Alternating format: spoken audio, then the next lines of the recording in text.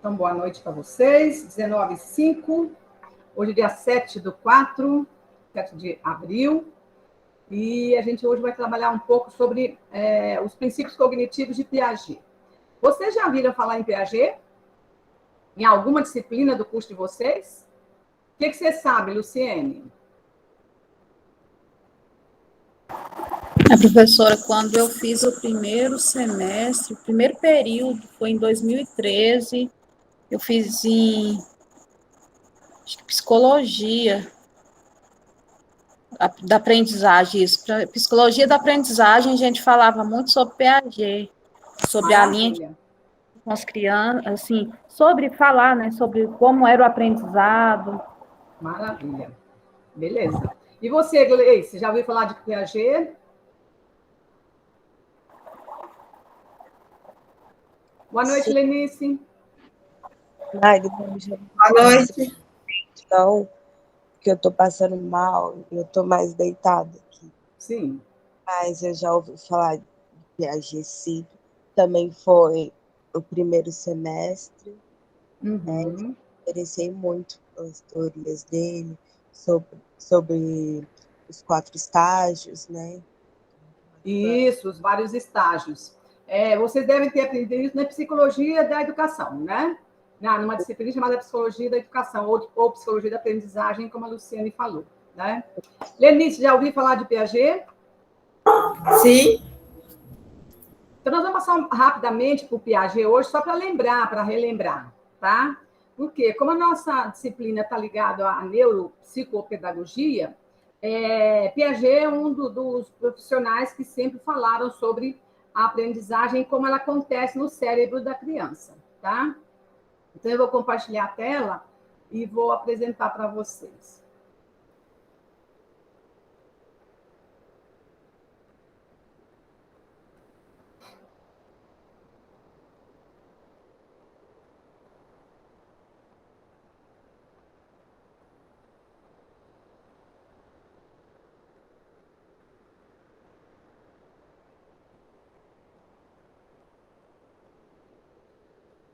Só um momentinho.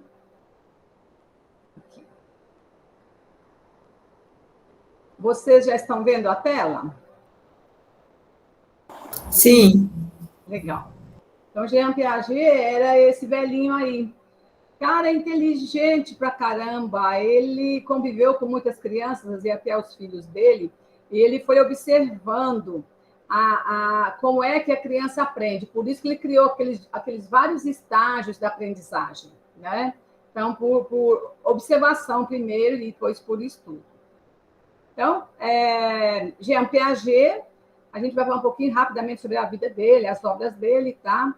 E Piaget foi um cientista, foi um pesquisador, por isso está escrito aqui, ó, rigor científico, tá? E ele trabalhou por 70 anos.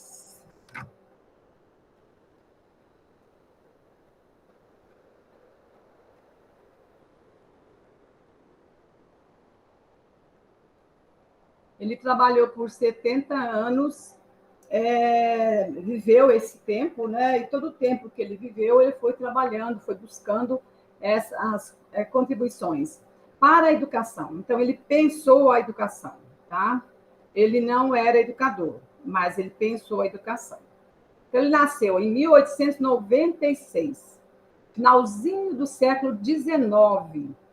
Nós estamos em 2000, né? E 22. Então, ele foi menino prodígio. O que é isso, menino prodígio? Aquela criança que é muito esperta, muito interessada e aprendia as coisas com muita facilidade. Observe só, aos 11 anos, ele publicou o seu primeiro trabalho. Vocês acham que publicar um trabalho é uma coisa difícil? O que vocês acham? Eu acho que é. Por que você acha que é? O que é que você acha difícil? Escrever.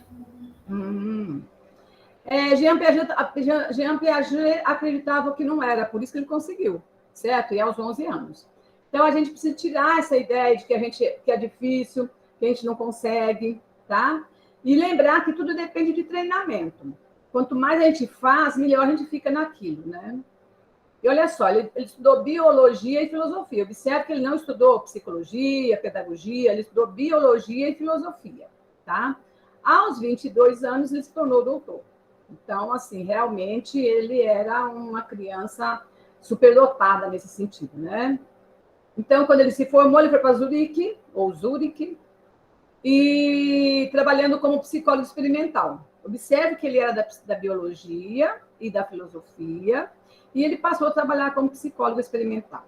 Por que ele passou a trabalhar? Porque ele estudava tudo, né? Ele estudava as coisas que envolviam na biologia e na filosofia. E ele já tinha uma ideia, gente, de que o ser humano é uma totalidade. Não adianta estudar só o corpo do ser humano, eu tenho que estudar o ser humano inteiro, todas as nuances desse ser humano. Em 1919, iniciou os estudos experimentais. Então, ele nasceu em 90. Oi. Desculpem atrapalhar, boa noite. Boa noite. Eu entrei na aula agora, o Piaget publicou aos 11 anos, foi o livro? Foi a primeira obra dele, foi o primeiro livro. Primeira obra? Isso, tá? Com 1919, ele tinha 23 anos, ele começou os estudos experimentais. O que são estudos experimentais? Fazia experimentos com as crianças, dava desafio para as crianças para ver como é que elas reagiam, tá? Em 23, ele casou-se, ele tinha aí 27 anos, se casou com a Valentine Chatinet, com quem teve 3 filhas. Então, essas 3 filhas foram praticamente o laboratório de percepção dele. Ele fazia com outras crianças, mas ele fazia também com os filhos dele.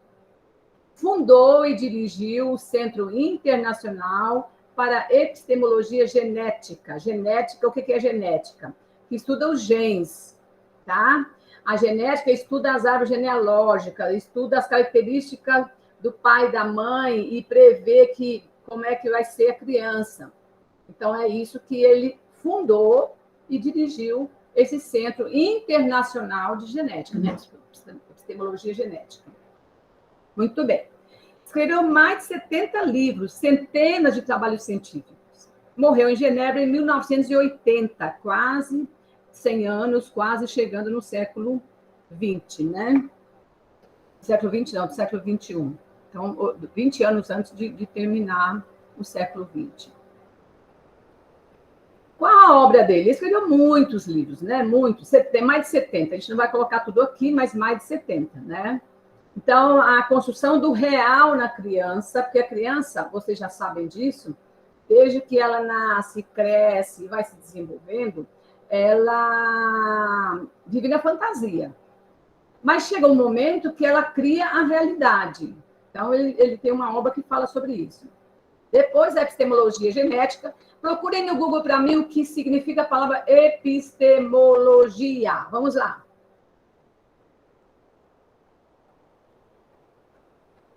Epistemologia. Está aqui no segundo item aqui.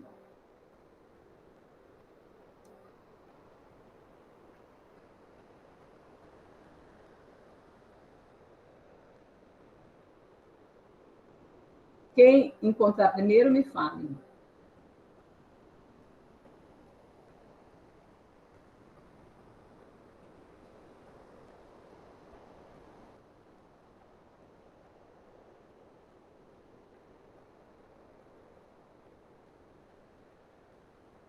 Acharam? Magda. Oi. Investigação sobre o valor do conhecimento humano? Isso. Então, a epistemologia é esse conhecimento, tá? É a estrutura desse conhecimento humano. E ele chamava de epistemologia genética porque ele estudava a estrutura genética do ser humano que fazia com que a criança aprendesse, tá?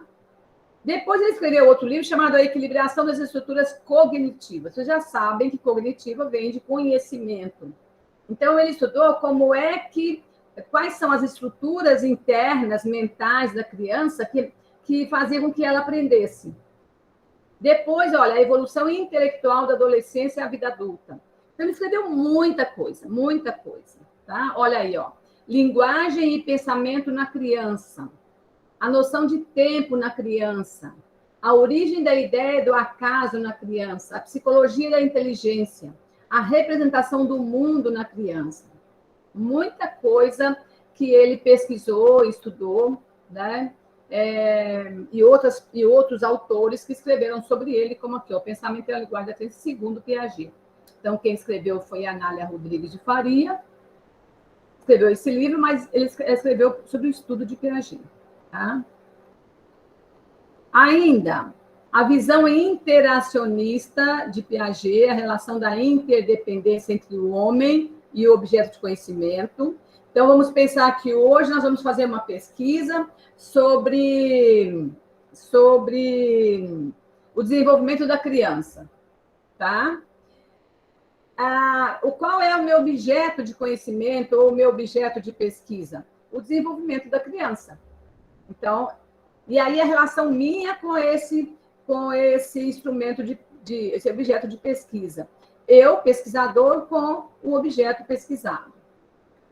Escreveu outro texto chamado O Processo de Equilibração, a Marcha do Organismo em Busca do Pensamento Lógico. Desculpa. Pensamento lógico é o raciocínio, é o aprendizado. Então, ele faz uma relação entre o organismo da criança e o pensamento dessa criança lógico. Quando eu falo em pensamento lógico, eu estou saindo do pensamento fantasioso, da imaginação, por exemplo. Tá? Os estágios de desenvolvimento humano. Esse que vocês mais conhecem no curso de pedagogia, que mais interessam. Por quê? Porque a gente precisa entender como é que a criança se desenvolve. Tá? As consequências do modelo piagetiano para a ação pedagógica. Então, tudo isso foram obras dele e muito outras. Essas aqui as que estão traduzidas para a língua portuguesa. Então, como ele tem 70 obras, então é muita coisa. Tá? A visão interacionista. O que significa interacionista? É a interação da criança com o meio. A relação, interação e relação significa a mesma coisa. A relação da criança com outras crianças, com os adultos, a interação, a relação da criança na escola.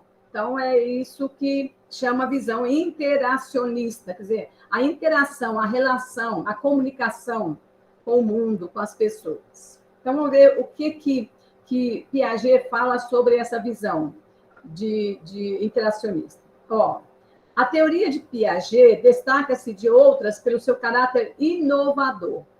Então, Piaget foi inovador. Piaget apresentou conteúdos que ninguém tinha pensado. Tá?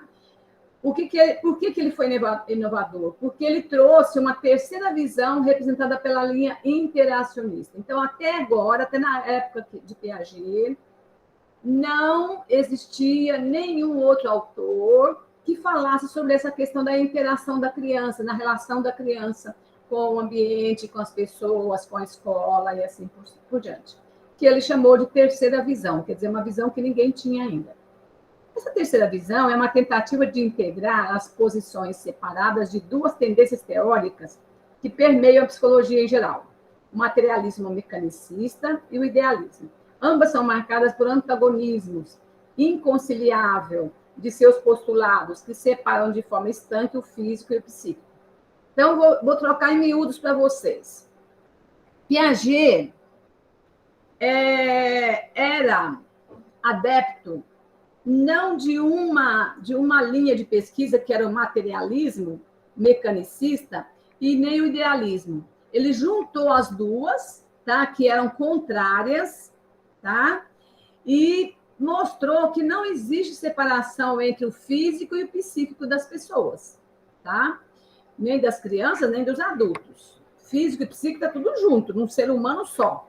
Então, vamos pensar assim, enquanto você está comendo, você está usando só o físico? Não, você está usando também o psíquico, tá? Você está com noção de que está comendo, você sente o sabor, você sabe se a comida está gostosa ou não, se tem tempero ou não tem. Então, não é só a sua mão que leva uma comida na boca e que é só físico. É tudo. A criança, quando vai para a escola, ela não vai só o corpinho da criança, ela vai os sentimentos, vai as tristezas, vai as alegrias, vai o interesse pelas coisas que a professora mostra e oferecer, vai com fome ou sem fome. Então, olha só, o físico e o psíquico estão muito equilibrados, estão muito juntos. Não dá para você, agora eu vou cuidar só do corpo. Não. Mesmo, por exemplo, na creche, a criança, enquanto a monitora, a professora está dando banho na criança, eu não estou só cuidando do corpo. Porque o próprio banho traz para a criança um bem-estar, uma tranquilidade, a sensação de cheiroso, a sensação de limpinho. Então, tudo está ligado, não tem separação, não existe separação. Por exemplo, se eu corto o dedo, não é só o corte do dedo, eu sinto a dor, eu fico chateada, me incomoda. Quando eu sinto dor, eu não sou a mesma pessoa, não fico tão alegre. Então, tudo está junto. Tá claro, gente? Eu estou falando muito depressa, me conte aí. Não, tá tranquilo, Magda. Então, tá. Então, considerando a insuficiente essas duas posições que eu falei para vocês, para explicar o processo evolutivo de filogenia humana, Piaget formula o conceito de epigênese. Gente, esses nomes do Piaget, talvez vocês já conheçam, porque vocês fizeram a primeira parte dele, né? Mas são chatinhos. Então, o que é isso? O que é epigênese? É o conhecimento, não procede nem da experiência dos objetos, nem de uma programação inata, tá? Mas de construções sucessivas com elaborações constantes de estruturas novas. Vou trocar em miúdos. Seguinte, eu, hoje, leio o texto e aprendo esse texto. Para eu aprender esse texto hoje, eu tenho atrás, em todo o meu passado, várias experiências com vários objetos. Por exemplo, eu estou falando da criança. Você conhece criança? Você já teve filho criança? Ou você tem irmãos crianças? Ou você conhece crianças lá dentro da escola onde você trabalha? Então, toda a experiência que a gente teve antes já está aqui para a gente poder adquirir mais conhecimento daqui para frente. Isso chama construções sucessivas, tá? Cada vez, a gente está perguntando se publicar um livro é uma coisa difícil. Cada vez que eu for elaborando mais o texto, que eu for aprendendo e aprofundando mais, eu vou produzindo no meu cérebro estruturas novas. Eu acho que já falei isso para vocês aqui, né? Quando a gente falou da estrutura do cérebro, que eu mostrei até desenho para vocês. Então, cada experiência que a gente tem, a gente vai desenvolvendo maior estrutura no cérebro. E isso acontece o quê? Por elaborações constantes. Significa o quê? Hoje eu aprendo um pouco mais, amanhã um pouco mais, depois um pouco mais. E isso, gente, não é só aprender um conceito, aprender uma teoria, mas mesmo na vida prática, vida pessoal, isso acontece. De repente, hoje eu aprendo uma receita diferente de bolo, meu cérebro vai elaborando isso e vai me trazendo mais informações, vai desenvolvendo mais neurônios na minha cabeça. E é assim que acontece o conhecimento com as crianças. Tá? Elas começam assim. Aquela criança que não tem estímulo, aquela criança que não faz nada, ela não desenvolve, porque não vai elaborando e reelaborando as estruturas mentais. Tá? Então, eu preciso de estruturas novas, de motivação nova, de estímulos novos para eu poder ir nessas construções sucessivas do cérebro. Tá? O modelo piagetiano trouxe grandes contribuições práticas importantes, principalmente no campo da educação. Então, observe, Piaget não era educador, ele era médico, né, da biologia, mas ele trouxe contribuições, ele colaborou com a educação. A teoria da construção do conhecimento em Piaget, aqui é uma revisão que vocês já viram, mas para lembrar, porque às vezes faz tempo e vocês não recordam. Então, é uma teoria que pressupõe que os seres humanos passam por uma série de mudanças. Observem, mudanças ordenadas e previsíveis. tendo como base da sua teoria o interacionismo. Não esqueçam dessa palavra. Interacionismo vem de interação, de relacionamento, de comunicação, tá? Na teoria dele, é também chamada de construtivismo sequencial. Então, como você já sabe, ele criou várias teorias, desde que o bebê nasce, e várias etapas do desenvolvimento da criança, tá? Então, nessa teoria do construtivismo e do interacionismo, a criança é concebida como um ser dinâmico. Então, por isso que a criança corre, pula, faz, etc. Por quê? A criança é dinâmica e ela precisa de ser. Fisicamente, ela tem um tanto de células novas nascendo e ela vai crescendo. E tudo isso ajuda também o desenvolvimento social da criança, desenvolvimento na relação com outras pessoas. Um mosquitinho aqui me cansando, beleza. Então, olha só nas figuras. A criança, quando ela pega um objeto, ela quer sentir o objeto. Ela morde, ela põe a mão, ela olha, ela mexe, ela muda. Às vezes, ela quebra, ela rasga, para sentir, para compreender esses objetos, tá? E as pessoas também, desde o bebê mamando na mãe, às vezes ela morde a mãe, ela passa a mão na mãe, ela olha na mãe. Então, e tudo isso é a pesquisa que a criança faz do mundo que ela está conhecendo. Então, essa interação com o ambiente faz com que construa estruturas mentais e adquira maneira de fazê-las funcionar. Lembra que eu falei para vocês já várias vezes isso?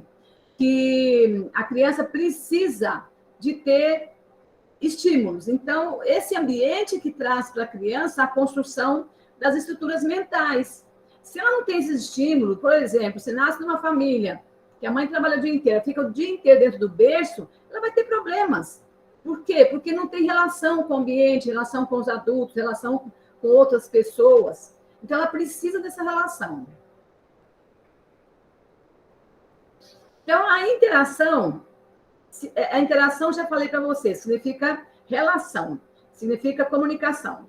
Então, a criança faz do organismo dela com o meio. O que é o meio? O que vocês entendem por meio? Me falem.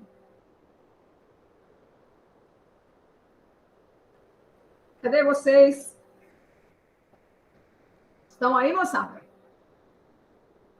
Sim, é o ambiente onde ela vive, é isso? Isso. O meio é a casa, é a creche, é a praça, se ela vai passear na praça. Então, o meio é tudo aquilo que está fora do organismo dela, tá?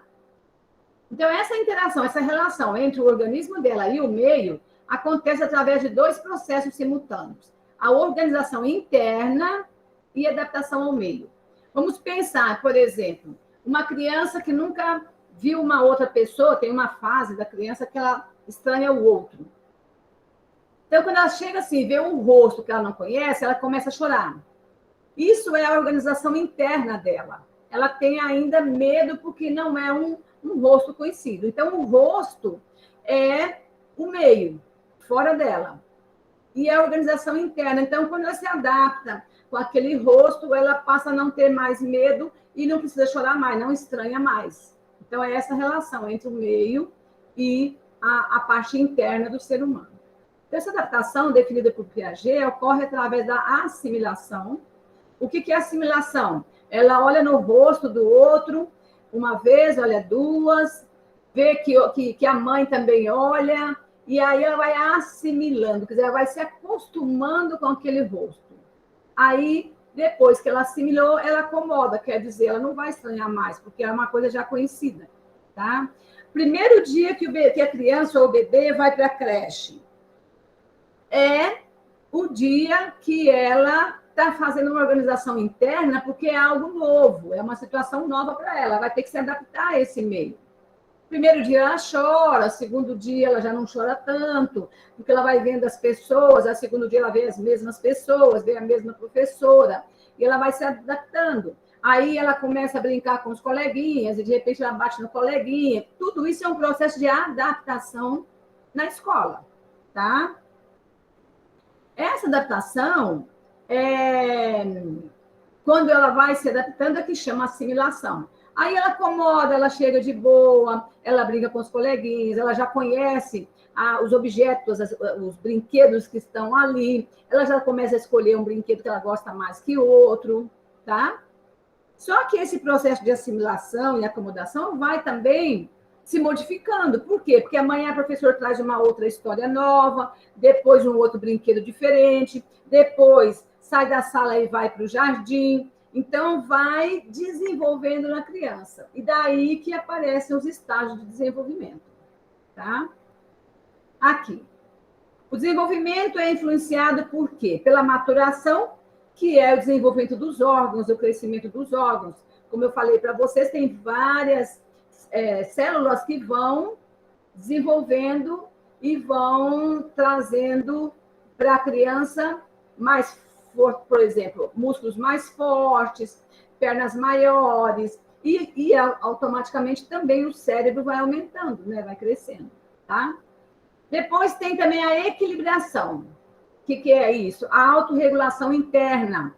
Isso já é mental, né? Como eu já falei para vocês. Eu vou me regulando à medida que eu vou tendo novas experiências. Depois tem a aprendizagem social, que é a relação com os outros. Então, eu começo a aprender a conviver. Eu estava só dentro da família, aí eu aprendo a conviver com a professora que eu não conhecia, com os colegas, com o ambiente da escola, tá? E é nesse ponto que as crianças vão adquirindo os valores. Muitas vezes na família já adquire alguma coisa, né? Assim, isso pode, isso não pode bater no irmãozinho, mas às vezes também a criança vai para a escola sem aprender esses valores. Aí ela vai começando a lidar com o limite, né? Aqui não. Agora é hora de dormir. Vai dividindo a criança em momentos que pode, momentos que não pode. Então ela vai adquirindo esses valores, né? E o exercício. Então, tudo isso acontece com formação de hábitos. Então, como eu falei, dá limite, vai adquirindo valores, não pode bater no coleguinha, precisa falar baixinho, porque o coleguinha está dormindo. Então, vai aprendendo respeito, vai aprendendo comunicação e tal.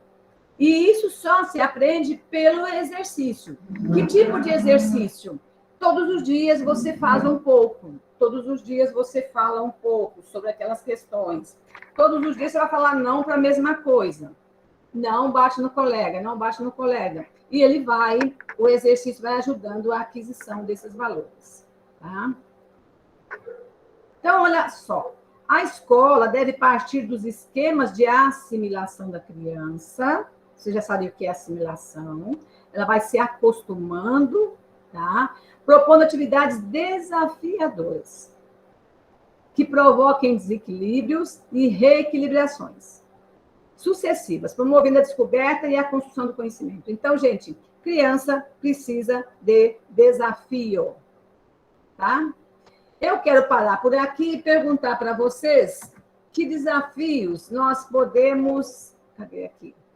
Que desafios nós podemos trazer para as crianças? Vamos imaginar que nós estamos numa creche trabalhando com crianças de 5 anos. Então, essa criança não foi ainda alfabetizada, correto? Dê exemplos de coisas que vocês pensam ou que vocês sabem de atividades que possam desafiar a criança de 5 anos. O que vocês acham? Pode falar, aqui ninguém erra, todo mundo acerta. Magda, desculpa, não entendi. Com crianças de 5 anos que pode trabalhar o quê? Então, vamos imaginar, que eu acabei de falar para vocês que a criança precisa de desafios. Vamos imaginar alguns desafios que fazem com que... alguns desafios para a criança de 5 anos. Dentro de uma creche. Vamos imaginar uma creche, ali tem 15 crianças de 5 anos, e eu preciso desenvolver alguns desafios para ela poder ir desenvolvendo toda essa parte que a gente acabou de explicar agora do Jean Piaget.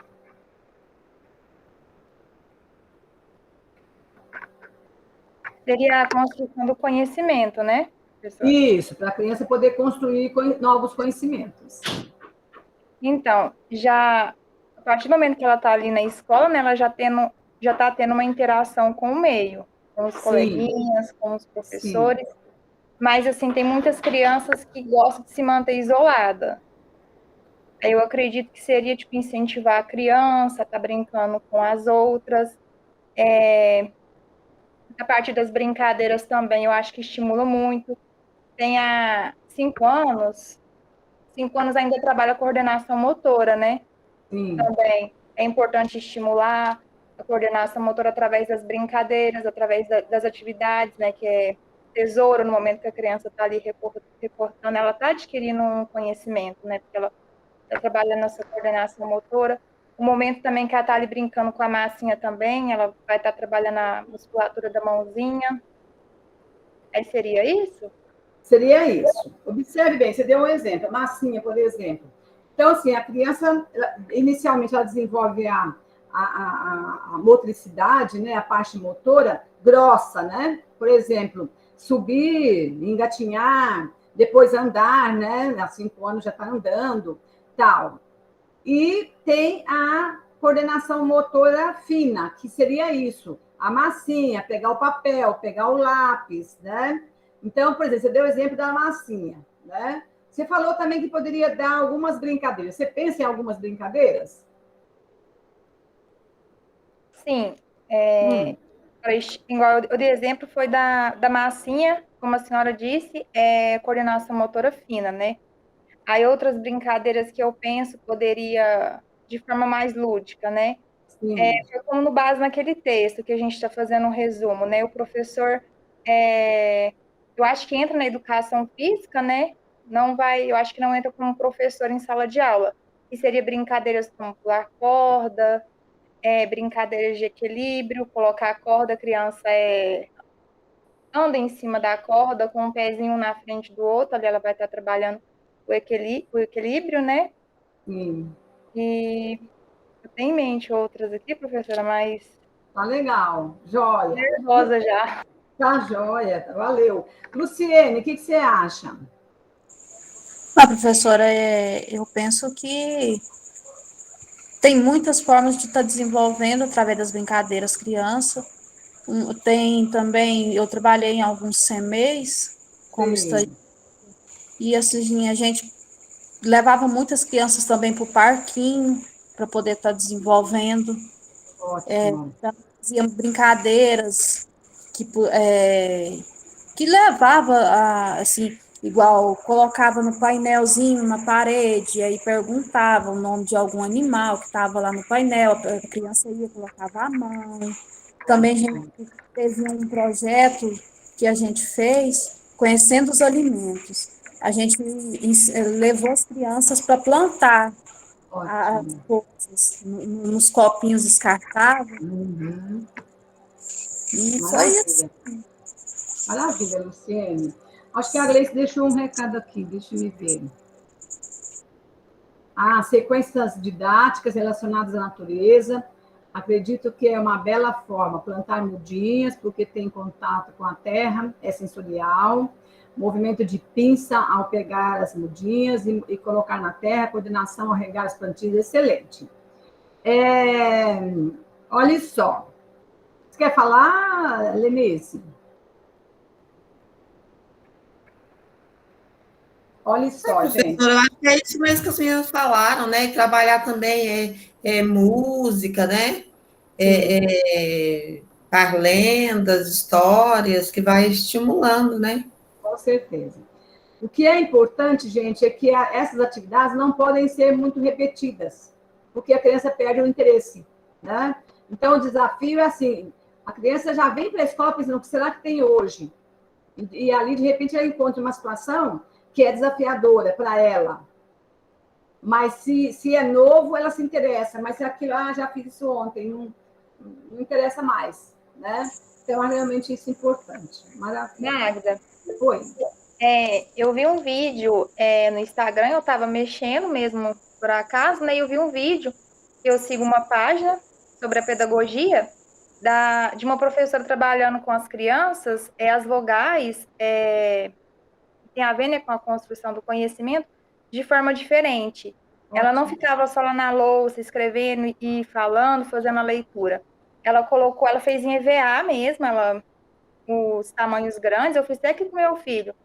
E ela escreveu com a canetinha bem grande, né, para as crianças visualizar direitinho. E aí ela pregou com a fita durex no chão. E aí ela falava para a criança, aí ela fazia tipo um caminho de pegadas.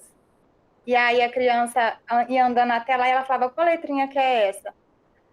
Não, qual que é a letrinha A? Vai até lá para mim. Aí a criança iria. Porque ali ela ia ver se a criança está sabendo qual que é a letra. E Sim. assim por diante. E também, eu vi uma outra também, que é da mesma professora, que ela também pregou no chão um monte de letras, e aí ela falava assim, vai na inicial do seu nome. A criança ia até lá na inicial do nome. Aí eu acho assim, muito interessante para trabalhar com as crianças, né? Porque sai ali meio daquele clima ali. E as crianças, na hora que ainda mais quem tem dificuldade, ficar só ali no quadro, só com a professora falando, a criança às vezes não vai adquirir conhecimento. E ali naquele momento ali, meu filho mesmo, ele estava com muita dificuldade de aprender o nome completo, ele sabia só o começo mesmo. E aí eu fiz essa brincadeira com ele, né, de pregar os EVAs no chão, e em 4 dias, praticamente, ele já conseguiu escrever o nome dele completo. Eu Que achei muito bonito. importante. Importante mesmo.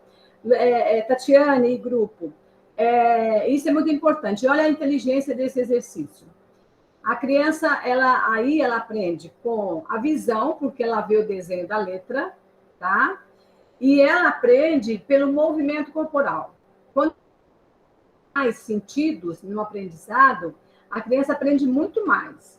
Então, ela vê, ela ouve a professora e ela se movimenta. Quando ela se movimenta para ir até lá onde está a letra do nome dela, ela está ativando todo o corpo, o Piaget está aí, né, ligado a Piaget, isso, todo o corpo, leva a oxigenação, mais oxigenação para o cérebro, porque quando movimenta o corpo, a circulação fica mais rápida, mais fluídica, a circulação vai para o cérebro, leva oxigênio, provoca a memória. Levando oxigênio para o cérebro, provoca a memória. Então, a aprendizagem é muito melhor. Então, esse trabalho da professora foi muito inteligente, realmente. Tá? Se a professora todos ficassem parados ali, sentados, e a professora ficou colocando na lousa e falando, eles demorariam muito mais para aprender. Tá? Bacana. Luciene. Professora, eu estava aqui observando, né, todo mundo falando e pensando, assim, que, na verdade, o desafio não é só para as crianças, o desafio também é para os professores, né, que tem que estar todo dia pensando em algo diferente para chamar a atenção das crianças. Com certeza, Luciene. É pesquisa, né? E, assim, às vezes, durante o tempo que você está ali dando uma atividade, você já lembra uma outra, né? Você fala, nossa, aquela. Ou você anota para o outro dia, ou você, naquele mesmo dia, você aplica, né? E é interessante, eu acho que já aconteceu com vocês isso. Quando a gente está em casa fazendo alguma coisa, falando, nossa, posso fazer aquilo, posso fazer isso, né? Então, é importante anotar para poder apresentar. Ou, às vezes, assim, nossa, eu vou fazer essa atividade, eu preciso levar o quê? Preciso levar papel, preciso levar tesoura, eu preciso de cola. Então, é importante, sim. E quanto mais atividades, mais desafios, melhor é a aprendizagem. E mais rapidamente, como eu falei para a Tatiana. Tá? Então, assim, quanto mais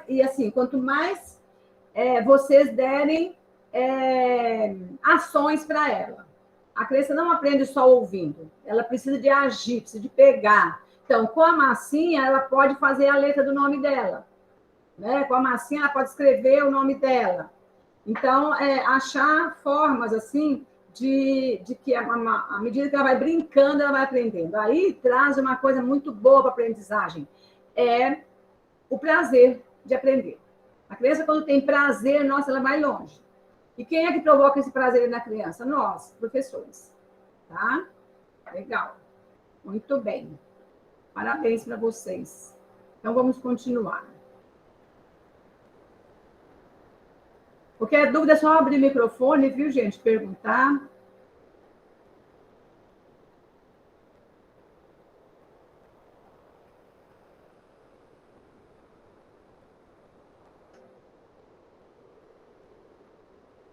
Então, para construir o conhecimento, as concepções infantis. Significa isso, os conceitos, os pensamentos, né? O sentido do que é, das coisas, qual é o conceito, a definição das coisas. Vão se combinando as informações advindas do meio. Então, assim, eu penso sobre uma coisa, mas aí, quando eu vou para o meio, quando eu digo meio, eu estou falando fora dela, né? Pode ser a casa dela, pode ser a escola, pode ser a praça, qualquer situação. Então, combina as concepções infantis, quer dizer, aquilo que eu penso, junto com aquilo que eu vejo, recebo do meio. Que eu vejo, que eu ouço, que eu sinto, que eu pego, que eu ponho a mão, que eu sinto o tato, tá? E aí, o que acontece? A criança vai deixando de ser mecânica e buscando esclarecimento para ela, tá? Então, ela vai adquirindo uma interação, adquirindo uma relação com esse meio, tá? E aí, aqui, ó, está descrito aqui, ó, o sujeito é sempre um elemento ativo, quer dizer, o sujeito é a criança. E ela tem que ser sempre uma criança que está se movendo. Ativo vem de atividade, fazendo atividade, desenvolvendo alguma coisa, criando alguma coisa. Então, o desafio é esse, olha, vamos colocar massinha aqui, agora vocês vão fazer um cachorro de massinha. Então, é um desafio. Vocês vão fazer agora a letra do seu nome, de massinha. Então, assim, trazer sempre, não trazer a coisa pronta, tá? Trazer para fazer, tá? Você vai fazer recorte, então agora você vai fazer recorte da sua casa. Como é que é a sua casa? Então, aí ela vai recortando a casa, os cômodos, etc. E assim por diante. Trazer sempre para a própria criança, para ela resolver, como se fossem problemas para ela resolver, tá? E, por exemplo, a colega bateu na coleguinha, aí você vai trazer um problema para ela resolver. Você bateu. Perguntar, porque falar, você é feio, você bateu na coleguinha. Nada disso, isso é coisa do passado, né? Então, assim, você ficou contente de bater no seu colega? Será que não seria possível você conversar com o seu colega? Você acha que o seu colega está contente porque levou um tapa seu? Se você tivesse levado o tapa, você ficaria contente? E o que é que você vai fazer agora? Como é que você tem que resolver essa questão? Então, trazer sempre para a criança desafios, problemas para ela resolver. E vou dizer uma coisa para vocês, gente. Na nossa relação de adultos, uns com os outros, na família, no trabalho, seja onde for, é muito importante a gente perguntar mais que responder, tá? Quando vê uma situação, você fala, é isso mesmo que você está falando? Ou é assim que você reage? Sempre fazer a outra pessoa refletir, tá? Mas falar de uma forma muito tranquila também. Porque se eu faço uma pergunta muito ríspida, eu vou ter uma resposta ríspida. E aí o conflito continua, tá? Então, isso que está falando aqui, ó. Compreender o mundo que o cerca e que busca resolver as interrogações que esse mundo provoca, tá? Vamos ver a folha daquela árvore? Aquela folha da árvore é igual da outra? Olha, pega duas folhas, observe. Qual a diferença entre uma e outra? Uma maior, outra menor, uma mais curta, outra é mais comprida, etc. Então, sempre trazer perguntas, tá? Sempre trazer perguntas. A criança botou o sapatinho, botou errado. Está confortável assim? Você acha que está certo? Dá uma observada. Então, desenvolver a observação, desenvolver a pergunta, desenvolver a solução de problemas. Gente, isso é fundamental na vida. As pessoas que aprendem isso cedo têm uma vida muito mais tranquila, com menos conflito, muito mais calma, tá? Sem ansiedade. Olha só como é importante. Lá no comecinho de vida, a criança já adquirir essas capacidades, esses valores, né? Então, a teoria do conhecimento é aquele que aprende basicamente através das suas próprias ações sobre os objetos do mundo.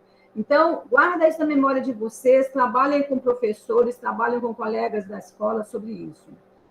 O aluno, ele é ativo, ele precisa de atividade, ele precisa de ter a possibilidade de experiência sobre os objetos do mundo, tá? Por isso pegar, dar caneta para rabiscar, dar papel para cortar, ou para rasgar. Inicialmente é fazer a atividade de rasgar mesmo, rasgar o papel, para amassar. Então, são coisas assim que para nós a gente pensa que é uma atividade tão simples, ao mesmo tempo para a criança é uma atividade fundamental para ela aprender. Então, não é um sujeito que espera que alguém que possui o conhecimento transmita. Não é isso. Por um ato de bondade e tal, não é isso, tá? Por isso, gente, professor e pais que passam muito a cabeça dos filhos e não deixam os filhos descobrir por si próprio, ele não educa, nem filho, nem aluno, né? Quando se fala em um sujeito ativo, não estamos falando de alguém que faz muitas coisas, nem ao menos de alguém que tem uma atividade observável, tá? Não é isso. É ir vivendo cada experiência e aprendendo com cada experiência. Então, o sujeito ativo é aquele que compara, que exclui, que ordena, que categoriza, que classifica, que reformula, que comprova, que formula hipótese em uma ação interiorizada no pensamento ou em ação efetiva segundo o grau de desenvolvimento. Então, assim, dar para a criança um tanto de tampinhas de garrafa, que hoje nem existe isso mais, né? De rolhas ou de pedacinhos de madeira, seja o que for, de bolinhas, seja o que for, para que essa criança possa fazer isso, tá? Compara uma bolinha com a outra, uma maior, outra menor, exclui as pequenas, deixa as maiores, ordena, coloca na ordem de tamanho, categoriza, quer dizer, categoriza são as categorias. Então, esse grupo aqui é de bolinhas menores, esse grupo é de... Nessa caixinha você põe as médias, aqui depois você põe as maiores. Isso é categorizar, criar categorias, classificar, tá? Reformula, o que é reformular? Então, agora você vai... Pronto, acabou, separou pequena, média, grande. Agora, então, nós vamos separar as verdes das azuis. Então, isso é reformular o desafio para a criança, tá? Contar, comprovar. Então, assim, o que é formular hipóteses? O que você imagina? Quantas bolinhas tem nessa caixinha? Isso é fazer hipótese, tá? Aí a criança pensa, eu acho que tem 20. A outra, não, tem 15. Então, vamos contar? Então, criar hipóteses, tá? Alguém que esteja realizando algo materialmente, porém seguindo um modelo dado por outro, para ser copiado, não é habitualmente um sujeito intelectualmente ativo. A partir do momento que você pedir para a criança separar as bolinhas, eu estou dando ideia de bolinhas para fazer o que você quiser. Você fala, e agora você que vai criar vai criar agora como é que eu posso falar assim? Uma ordem para nós. Agora é você. Como é que você quer que a gente faz agora? Então, o professor tem que estar mesmo no nível do aluno, não só aquele professor que só traz as normas para o aluno atender. Mas não, trazer também para o aluno a ideia de que também pode criar. Ele vai criar agora uma nova norma. Como é que é? Nós vamos dividir as bolinhas em grupos de 5. Então, vamos para ver quantos grupos a gente vai fazer.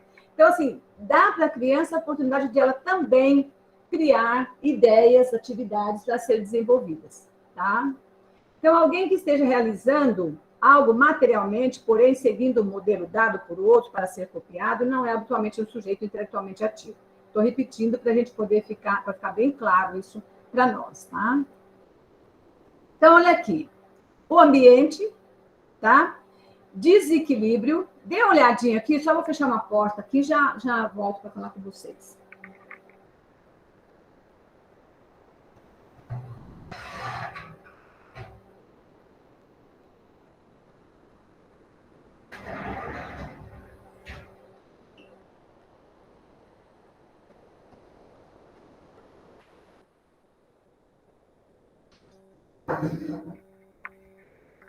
Pronto, voltei.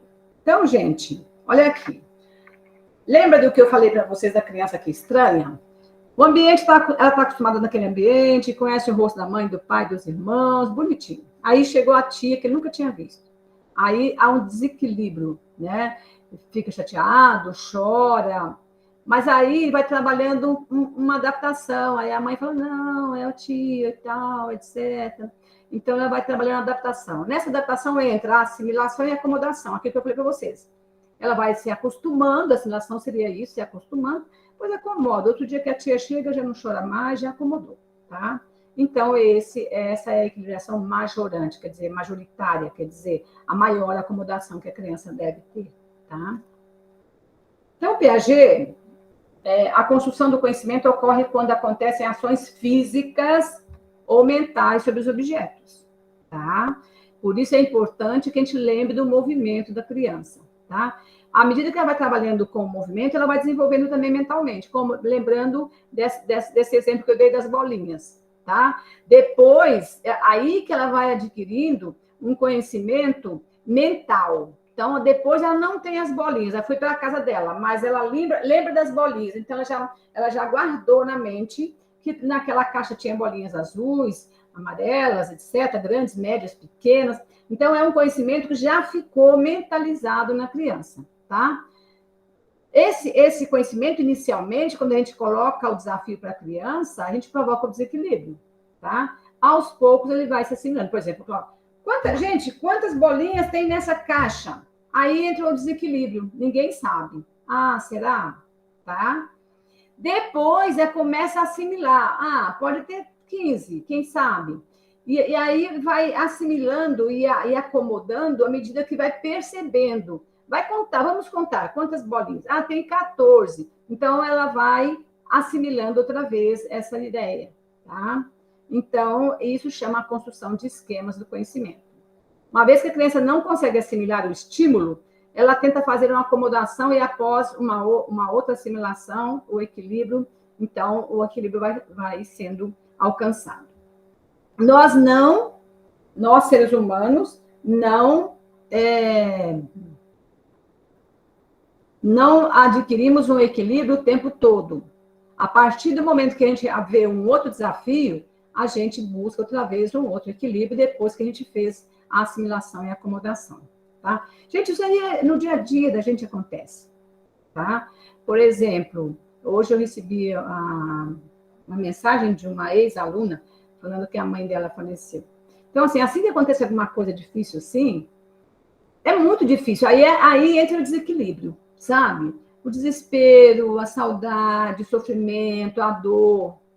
Depois vai acontecendo o quê? Uma certa assimilação, quer dizer, eu vou começando a entender ou acreditar, nossa, não acredito que minha mãe faleceu. Aí já, aos poucos vai assimilando aquilo. Chega um momento que acomoda, a gente sabe assim que ela faleceu. Eu estou falando isso porque eu vivi isso com a minha mãe também.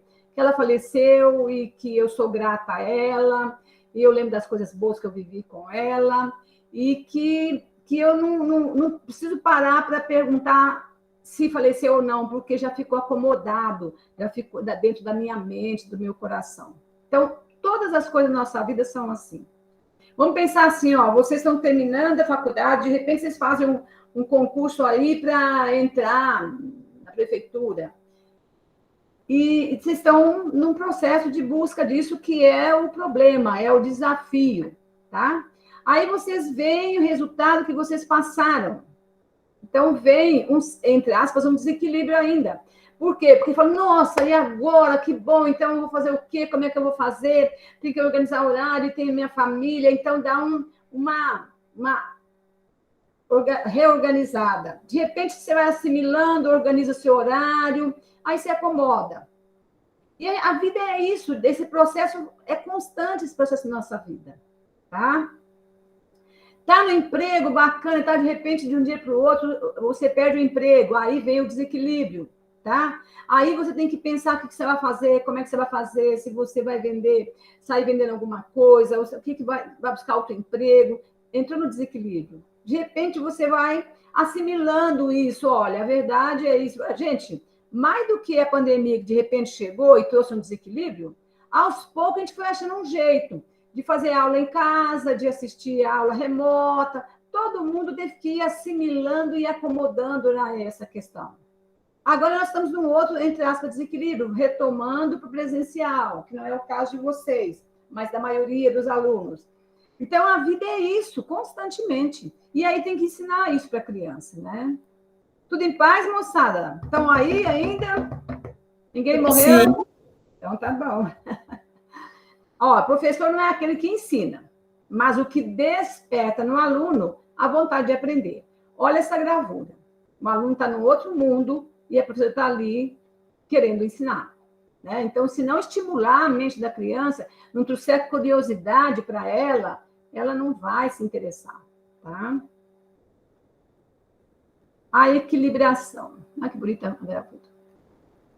Então, o Piaget chama de equilibração o processo pelo qual o indivíduo, refletindo e agindo sobre um problema ou uma situação nova, incorpora novos dados, compreendendo-os, relacionando-os, organiza esses dados, resolvendo o problema, a situação, transforma a sua inteligência com o resultado das ações realizadas e fica disponível para a utilização de novas transformações internas. O que é isso?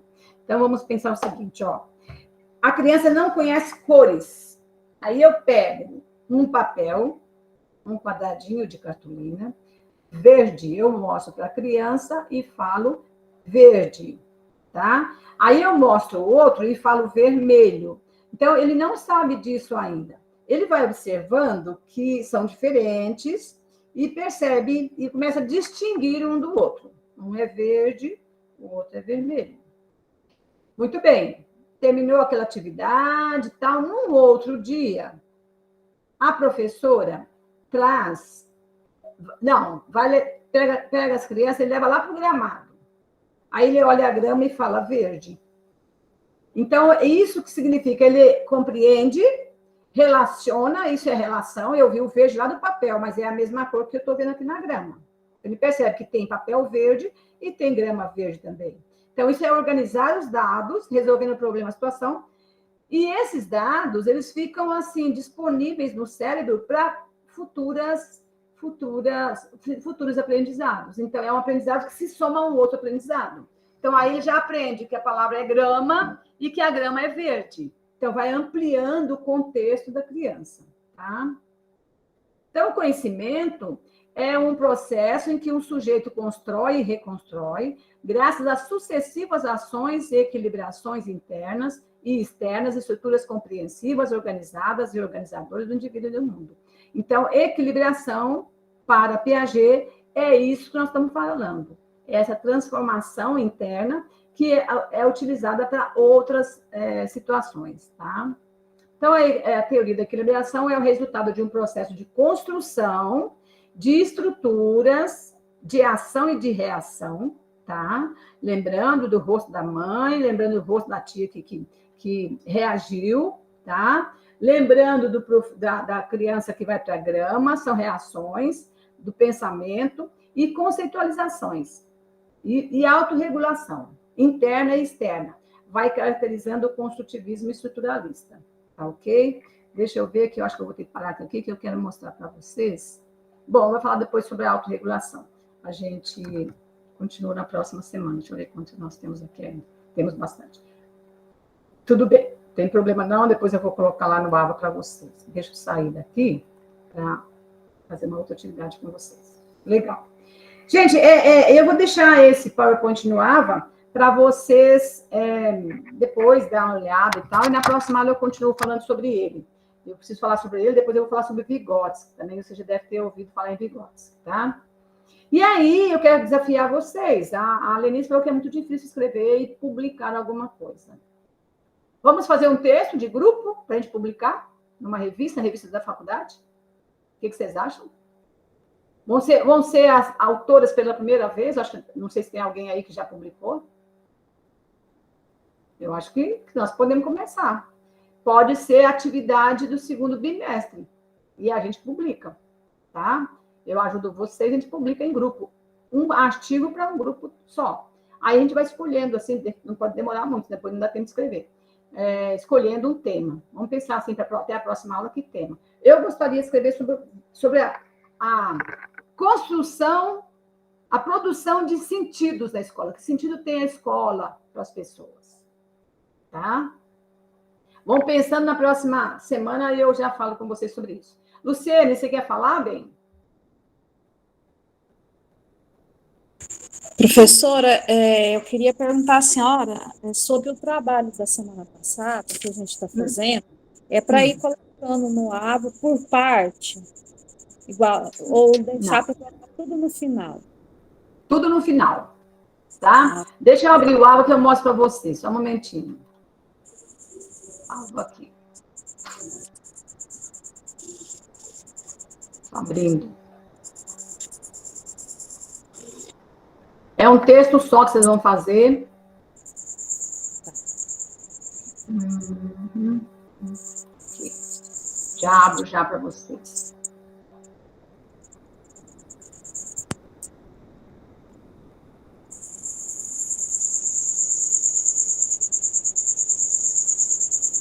Tem grilo por aí? É um barulhinho, parece que é grilo. Vocês conhecem grilo? É aqui em casa. Ah, tá. Você mora no sítio, Luciene? É na cidade mesmo, mas tem um grilo ali fazendo Tem um barulho. grilinho? Aí, legal.